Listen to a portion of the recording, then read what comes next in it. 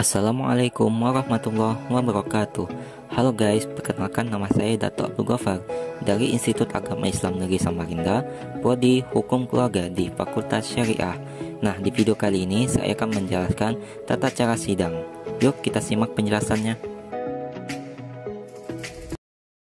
Nah guys, sebelum kita melanjutkan penjelasan tentang tata cara sidang, sebelumnya kita harus tahu dulu nih guys, apa itu yang dimaksud dengan sidang. Nah, jadi sidang merupakan forum formal suatu organisasi guna membahas masalah tertentu dalam upaya menghasilkan keputusan yang akan menjadi sebuah ketetapan dan aturan-aturan yang jelas. Keputusan dari persidangan ini akan mengikat seluruh elemen organisasi selama belum diadakan perubahan. Keputusan ini sifatnya final, sehingga berlaku bagi pihak yang setuju maupun tidak setuju, hadir atau tidak hadir dalam persidangan. Selanjutnya, unsur-unsur persidangan.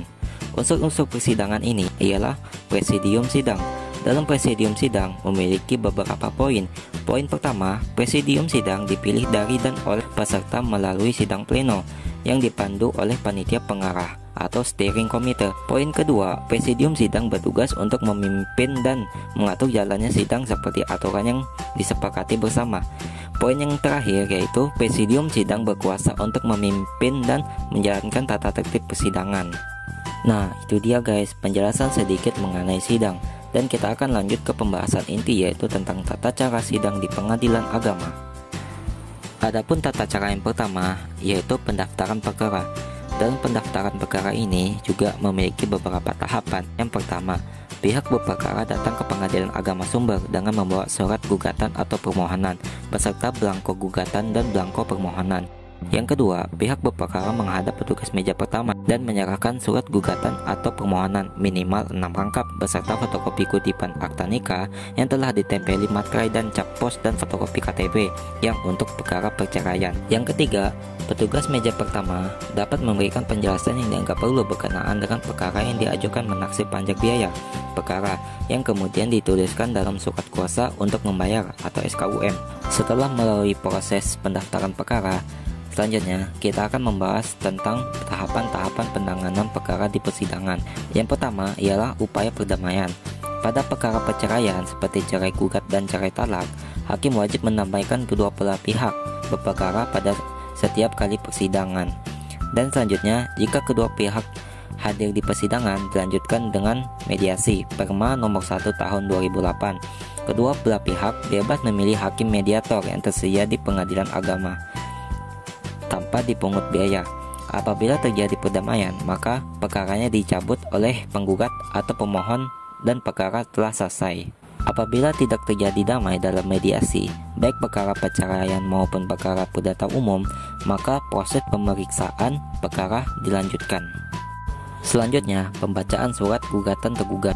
Sebelum surat gugatan dibacakan, jika perkara perceraian, hakim wajib menyatakan sidang tertutup untuk umum, sementara perkara perdata umum sidangnya selalu terbuka.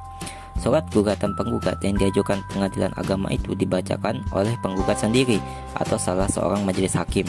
Dan sebelum diberikan kesempatan oleh majelis hakim kepada tergugat memberikan tanggapan atau jawabannya, pihak penggugat punya hak untuk mengubah, mencabut, atau mempertahankan isi surat gugatannya tersebut. Apabila penggugat menyatakan tetap tidak ada perubahan atau tambahan dalam gugatannya itu, kemudian persidangan dilanjutkan ke tahap berikutnya. Selanjutnya, jawaban tergugat.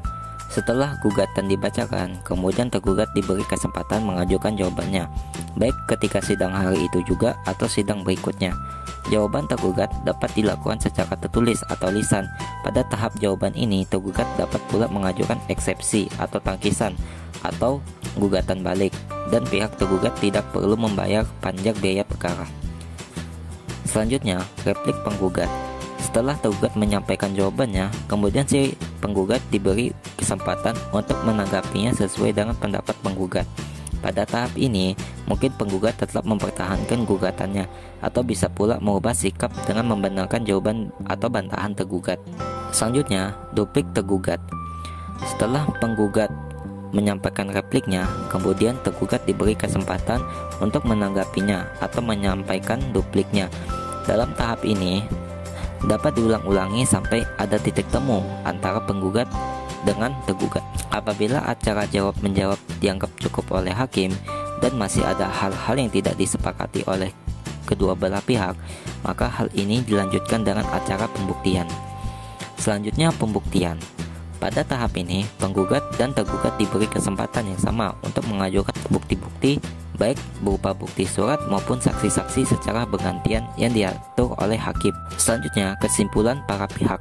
Pada pihak penggugat maupun tergugat diberi kesempatan yang sama untuk mengajukan pendapat akhir yang merupakan kesimpulan hasil pemeriksaan selama sidang berlangsung menurut pandangan masing-masing.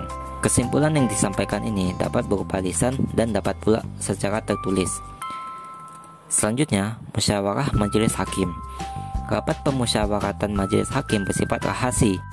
Dalam rapat pemusyawaratan majelis hakim, semua hakim menyampaikan pertimbangannya atau pendapatnya baik secara lisan maupun tertulis. Jika terdapat perbedaan pendapat, maka diambil suara terbanyak dan pendapat yang berbeda tersebut dapat dimuat dalam putusan. Yang terakhir ialah putusan hakim.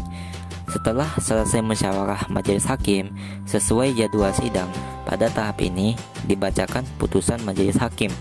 Setelah dibacakan putusan tersebut, penggugat dan tergugat berhak mengajukan upaya hukum banding dalam tenggang waktu 14 hari setelah putusan diucapkan. Apabila penggugat atau tergugat tidak hadir saat dibacakan putusan, maka jurusita pengadilan agama akan menyampaikan isi atau amar putusan itu kepada pihak yang tidak hadir, dan putusan baru berkekuatan hukum tetap setelah 14 hari amar putusan diterima oleh pihak yang tidak hadir itu. Nah, itu dia tadi penjelasan mengenai tata cara sidang. Semoga bermanfaat ya teman-teman. Terima kasih. Wassalamualaikum warahmatullahi wabarakatuh.